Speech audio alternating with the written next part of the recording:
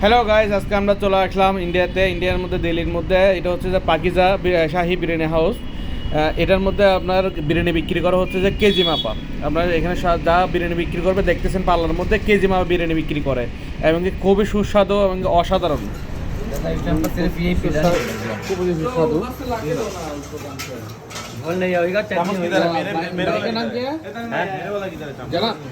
आपका नाम क्या है? मोहम्मद फुरकान, हाफिज फुरकान।